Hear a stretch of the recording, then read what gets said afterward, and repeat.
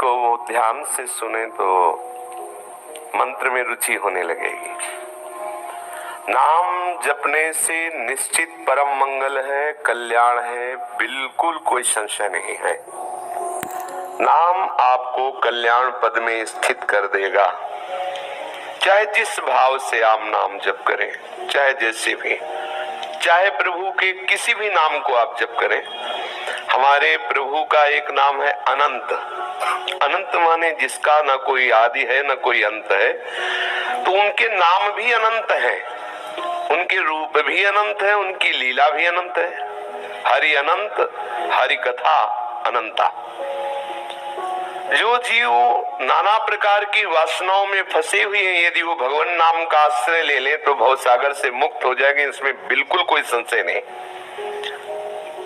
विवश होके भी नाम जप करे तो संसार समुद्र से पार हो जाएगा। कोई मंत्र की आवश्यकता नहीं संसार से मुक्त होने के लिए। अब ध्यान देने योग्य बात है, हमारे यहाँ भाव देह से अपने आराध्य देव की सेवा में पहुंचने का सिद्धांत स्थापित किया गया है। जैसे आप कृष्ण कृष्ण बोले तो आप संसार समुद्र से तर जाएंगे, इसमें कोई संशय नहीं। लेकिन आप प्रभु के सखा बन जाएंगे, आप गोपी बन जाएंगे, बिल्कुल संशय है। सखा बनने के लिए या गोपी बनने के लिए या सहचरी बनने के लिए आचार्य जो प्रकट होके मंत्र दे रहे हैं, वो मंत्र आपको सखा बनाएगा। कल्याण होने में कोई संशय नहीं है। आप कृष्ण कृष्ण बोले, आपका कल्याण पक्का है। राम राम बोले, हरि हरि बोले, कल्याण पक्का है। आपकी कामनाओं की भी पूर्ति हो जाएगी। लेकिन आप सखा स्वरूप होके श्री कृष्ण की सखा भाव लीला में प्रवेश पावे, आप वात्सल्य भाव से युक्त होकर अखिल लोक ब्रह्मांडों के स्वामी को अपना बेटा मान के दुलार करें, आप अखिल लोक चूड़ामणि आनंद समुद्र श्री लाल बिहारी को अपना पति मान करके कांता भाव से, अपने को प्रिया भाव से आप वहां समर्पित कर सके, आप अपने को सहचरी मानकर युगल सेवा में आठों पैर रह सके, असंभव।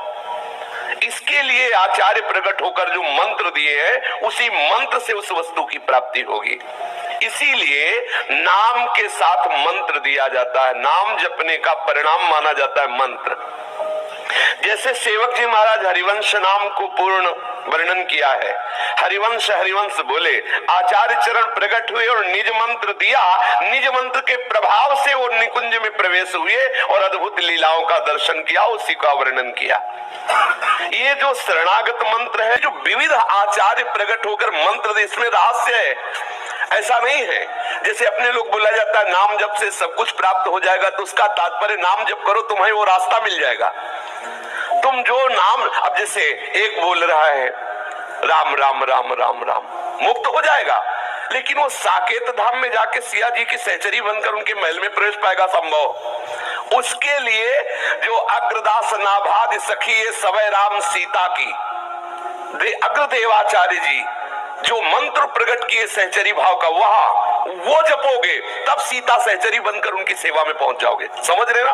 ये जो आचार्य महापुरुष मंत्र दिए हैं, ये उस भाव देह को प्राप्त कराकर नित्य सेवा में पहुंचाने के लिए। इसलिए मंत्र बहुत अनिवार्य है। नाम जप करो जब आपका शरीर अपवित्र हो, या आप ऐसा लग रहा हो कि मैं मंत्र जपने की योग्यता नहीं रख रहा इस समय किसी अपवित्रता के कारण, या मन नहीं लग रहा, तो नाम जप करो। मंत्र अत्यंत आवश्यक है। मंत्र के द्वारा ही स्वरूप की प्राप्ति होगी। समझ में आ गया?